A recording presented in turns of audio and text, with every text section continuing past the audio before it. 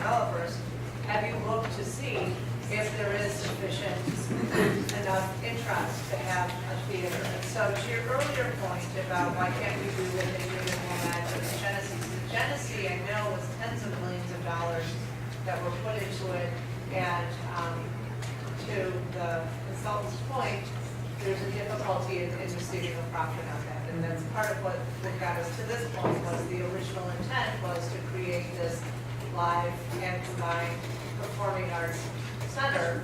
But when we turned it over to the public and said, this is something that's an option, nobody really came forward and said, I want to put the money in. So this proposal is sort of a combination of things in an effort to provide a number of opportunities both on the hotel side, the theater side, and on the condo side. So I appreciate your comments about the feasibility, and absolutely these guys. No offense to the Renaissance Theater, but many people were going to the theater before it closed, before the Renaissance, because that was more peaceful to people. I think it's important to remember that any of these development projects obviously are vetted through the very public plan commission, plan design review commission, and city council review. Again, public hearings, open meetings, opportunities to comment. We have zoning codes, and at the moment the zoning for this area allows something up to 5 stories, 8 stories. Traffic studies are required, and as a point of comparison, the Highland Park Theater had, I believe, over 800 seats. So you did have cars coming in its heyday, presumably, to fill it up.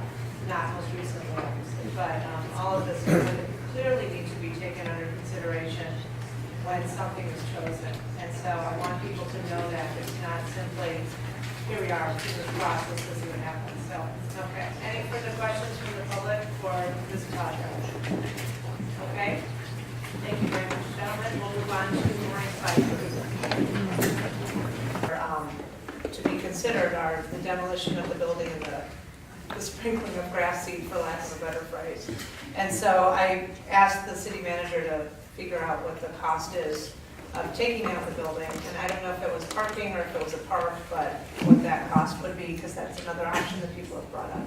Yes, thank you, Mayor. We did Public Works, worked with Dolan Engineering and provided a couple of different cost estimates. There's a range that's provided here. So for a full demolition, the range is $600,000 to $850,000, and partial demolition ranges from $500,000 to $800,000. That's just for demo costs alone. If there was an interest in resurfacing that property just for the theater, which is 12,000 square foot, that cost would be $30 per square foot, or a total of $360,000 on top. If there's an interest in providing topsoil and seed, that would be $30,000 on top of the demo. Yeah. And do you have a cost of, if we preserve the facade of the theater, demo the rest of the building and just preserve it? Yeah, that would be considered partial demo. So the partial demo ranges are $500,000 to $800,000, based on preliminary estimates. Great, thank you. What we're going to do next, we did get public comment cards, so I will go ahead and read these.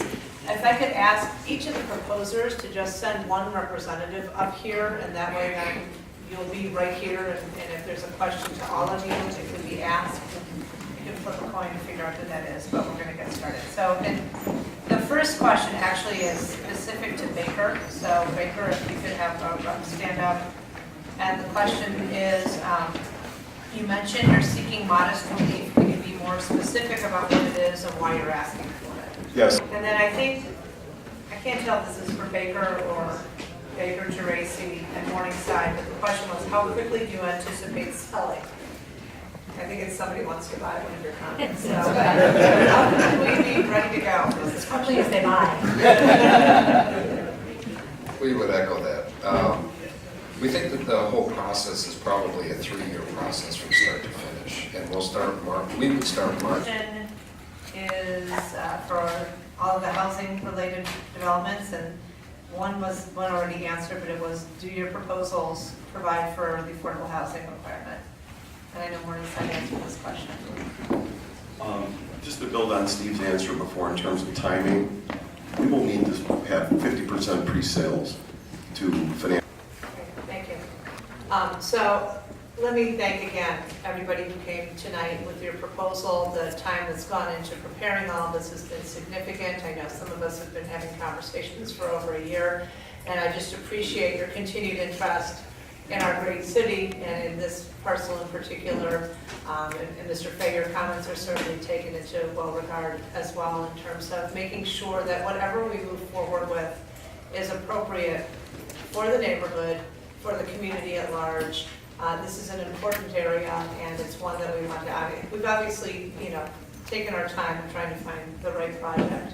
I urge anybody who hasn't given us your feedback, and if you're watching at home, besides needing a better cable package, I think you should please send us your feedback. We would really appreciate the chance to hear from as many people as possible. The survey is open until October 17th. And then if you're interested, come back on October 26th, and we'll be having a conversation where we talk about all of that feedback. I hope you all have, I don't know if enjoy is the right word, but appreciated this unique opportunity. This is sort of a unique and transparent way that we're communicating with the community. As I said earlier, this is an important project. It's one that bears a lot of input. And it's critical to us that the community be engaged in this major decision. So I want to thank each of you for coming this evening, everybody for your input. Mr. Wallace has something to say before I can say meeting adjourned. Go ahead, Mr. Wallace. And so I do have to respond, because when you say you haven't heard neighbor to neighbor, I have to tell you this entire meeting has been neighbor to neighbor. So that's why we're having this conversation. And I know the spirit in which you're speaking, but I do want you to know that this is specifically to encourage neighbor to neighbor conversation, and this is why we have been thoughtful and taking our time and working through which project works well in this part of our town. So thank you so much. Are there any further public comments? Please come forward. Thanks. And I just need to clarify in terms of your comments about the vacancies in town. Our estimate is at about 92 to 94% filled. So while Saks may seem like there's a lot going on, we've worked very hard. Our economic development coordinator is here. We've done a great job of recovering from the recession in terms of filling our retail spaces. So I want to share that with you. Okay, thank you.